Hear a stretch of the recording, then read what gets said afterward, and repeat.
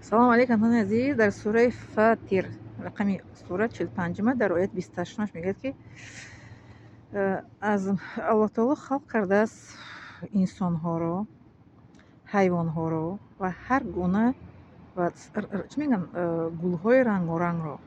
از همین مخلوقاتی که الله تعالی میگه خلق کرده است، فقط انسان میگه از خداوند میترسد که او سواد دارد، علم دارد و دانش دارد. تصور میکنید کسی که سواد دارد، دانش دارد و درستی که خداوند توانا است و بخشاینده است، مهربان است. و درستی که خداوند تواناست و مهربان است. در همین آیت همین خبر میدهد که از خداوند فقط آدمای دانشمند و با علم میترسند. بله، به مانند ببینین عالم های که ما داریم، اول ابن سینا، چگونه عمر خیام، مثل که سعدی شیرازی، حافظ شیرازی، ابو ریحان بیرانی، امام بخاری، امام مسلم، امام ترمذی، امام چی میگن، امام شافعی، امام ابو حنیفه، ابن ماجه، ابو داود. چقدر امام ما داریم، علم داریم که چقدر مثلا با سوادشون در طلب علم شدن و راه راست رفتند و علم را از خود کردن و از خداوند چی میگن ترسیدن و در راه خود رفتن. این چونین من هم از جمله آنها انشاءالله که میباشم. خود تعریف که نیست، مثال میارم به شما که من هم مکتب رو نصب خواندم، با اعلی خوان در مکتب بودم و در گوشه فعالان صورت من دائما بود و در جستجوی علم شدم و قرآن رو، زبان عربی رو جستجو کردم، آموختم و در جستجوی علم شدم و در چی میگن دین اسلام زندگی رو آغاز کردم و زندگی کرده ایستادم انشاءالله.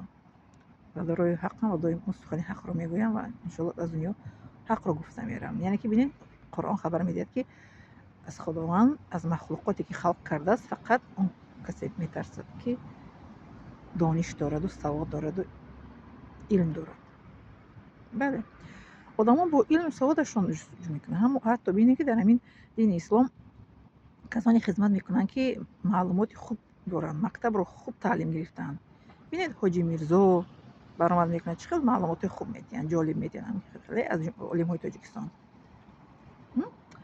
خب با کی رو مثال بیارم به شما؟ ها، دختر این مسلمان که مسلمان شدن در روسیه هست، شناسای من یوریست هستن. یوریست ایمان آوردن.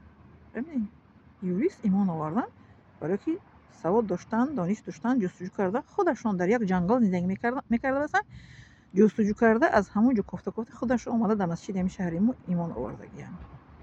شناسای من هم چند تا هستن غیر مثل که تاجیکا مسلمان شدن، جستجو و هستن، معلومات عالی دارن، ایمان آوردن با دانش.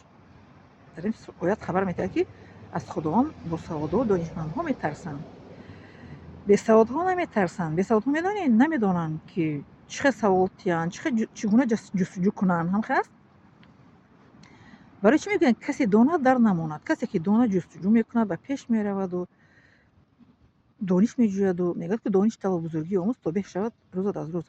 با سواد و با دانشش جستجویی میکند و میکوبد و میوبد و به حق میرسد. میگه که حق به حق دار میرسد، میرسد که حق به حق دار میرسد.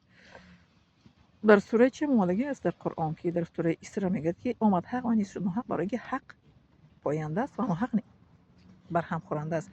برای این انسان هایی که سواد دارن، دانش دارن، با سواد و با دانششون میجویند و میکوبند به همو میرسن. منم مکتب که اعلی خوان که بودم گفتم و جستم رفتم در خود افریقا خوانده، زبان عربی رو آموختم، قرآن رو آموختم، تعلیم گرفتم و آمده بود در تاجیکستان دیپلم دویمم رو با دیپلم اعلا، دیپلم سرخ در دوشنبه با گرفتم. با این در راستی آمده تحصیل کردم، با دیپلم دکتری رو گرفتم.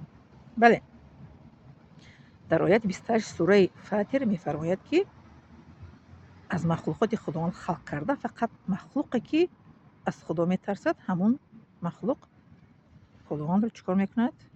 عبادت درست میکند و میترسد و ترس خداوند در دل او جای میشود. فهمیده همتون عزیز؟ زنده سلامت و خانواده سر بلند باشید، در علم و دانش طلبید، کتاب خوانید تا اینکه همون دانش شما برده و حقیقت برای حق شما را میرسونید انشاءالله. می‌نه دارم شما.